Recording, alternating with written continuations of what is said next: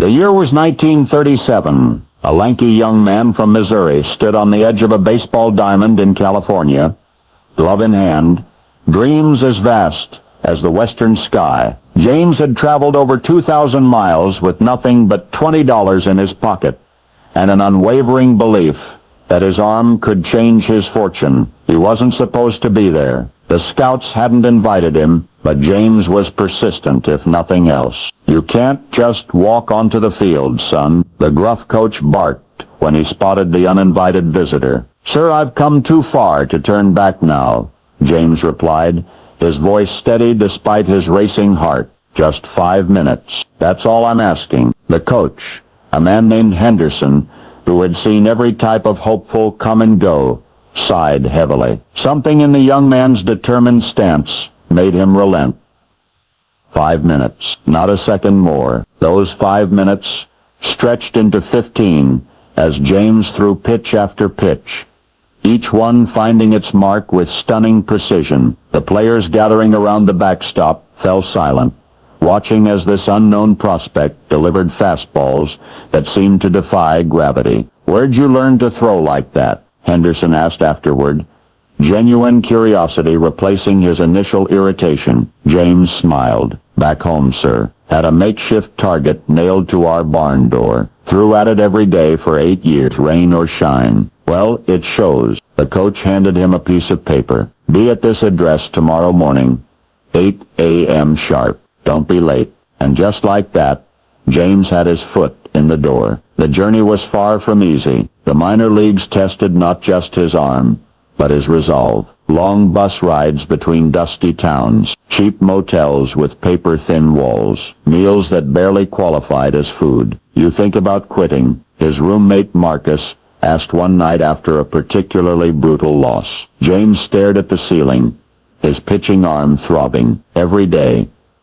"So why don't you?" "Because I'd rather fail at this than succeed at anything else." By 1939, James had caught the attention of the big leagues. His rise through the farm system had been meteoric, his statistics impressive enough to earn him a coveted spot on a major league roster. But then came the war. Like thousands of young men across America, James set aside his personal ambitions and enlisted. Baseball would have to wait. "I'll be back before you know it," he told Henderson, who had become something of a mentor. "Save my spot." Henderson nodded solemnly. "Just make sure you come back, period." The Pacific Theater showed James a different kind of pressure than anything he'd experienced on the pitcher's mound. Here, split-second decisions didn't determine games.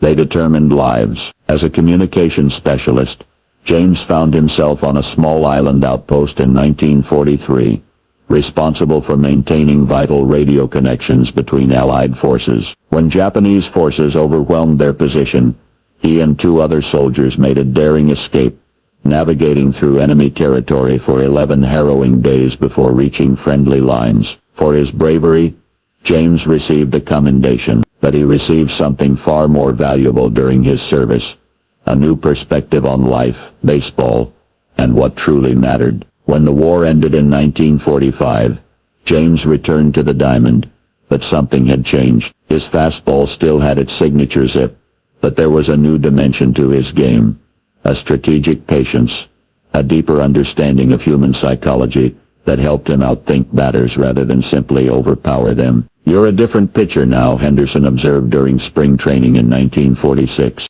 James nodded. "I'm a different man." His first full season back was respectable if not spectacular. But in 1947, everything clicked. James found himself in a rhythm that seemed almost supernatural. Batters couldn't touch him. His earned run average dipped below 2.00. Attendance spiked whenever he was scheduled to start. Then came that fateful game in July against Philadelphia. 9 innings of perfection. 27 batters up, 27 down. Not a single man reached base. The stadium erupted as James recorded the final out, teammates rushing the mound to hoist him onto their shoulders. Newspapers across the country carried the story the next day. A perfect game was rare enough, but for a pitcher just 2 years removed from military service, It seemed nearly impossible. As his career progressed, James became known not just for his skill, but for his sportsmanship. In an era when some players still resorted to intimidation tactics and brushback pitches, he maintained a reputation for fair play. "Baseball's a gentleman's game," he often said when interviewed. "No reason we can't compete fiercely while still respecting each other." This philosophy extended beyond the field. When a devastating fire swept through a neighborhood near the team's stadium in 1952, James organized a charity exhibition game that raised over $50,000 for the victims, an enormous sum at the time. "It's just the right thing to do," he told reporters who praised his initiative. By the mid-1950s, James had established himself as one of the game's elder statesmen. His playing career was winding down, but his influence remained strong. Young pitchers sought his advice. Team owners valued his opinions on league matters. "What's next for you?" a sports columnist asked during what would turn out to be James's final season. "Teaching, maybe," he replied thoughtfully. "Passing along what I've learned." Retirement suited James well. He became a pitching coach, then a broadcaster. His folksy wisdom and genuine love for the game endearing him to a new generation of fans who had never seen him play. In 1974, when the call came from Cooperstown, James accepted his Hall of Fame induction with characteristic humility. "This honor belongs as much to the people who believed in me as it does to me," he said in his acceptance speech.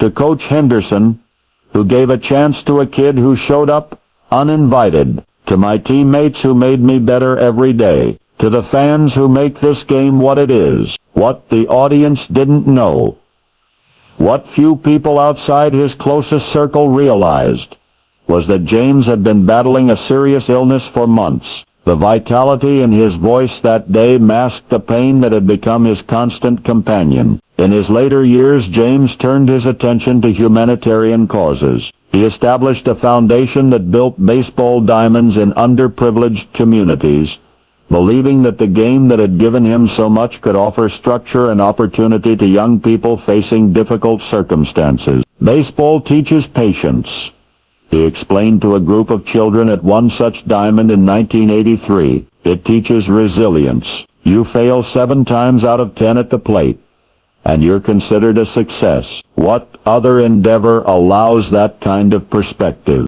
Though his health continued to decline, James remained active in baseball circles. He rarely missed an opening day, often invited to throw out the ceremonial first pitch. His aim remained remarkably true even as his strength faded. "How do you still throw so accurately?" a young player asked him once. James winked. "Some things the body never forgets." On a crisp fall morning in 1988, James passed away peacefully in his sleep. The baseball world mourned, with flags flying at half-staff across stadiums nationwide. At his memorial service, former teammates and opponents alike shared stories of his kindness, his competitive spirit, his unwavering integrity. But it was an elderly Coach Henderson who perhaps captured him best. "He was never just a ball player," Henderson said, his voice thick with emotion. "He was a beacon, someone who showed us all how to win with grace and lose with dignity." In the years that followed, baseball historians would debate James's legacy. Some pointed to his statistics, the perfect game, the 3 ERA titles, the Hall of Fame plaque. Others emphasized his off-field contributions, the charity work, the broadcasting career, the young lives touched by his foundation. But perhaps his greatest legacy was something less tangible. The way he approached life with the same methodical precision he once brought to the pitcher's mound, carefully, thoughtfully, with unwavering focus and quiet determination. Few who admired him during his playing days made the connection. Even fewer recognized that the qualities that made him extraordinary had been evident from the beginning.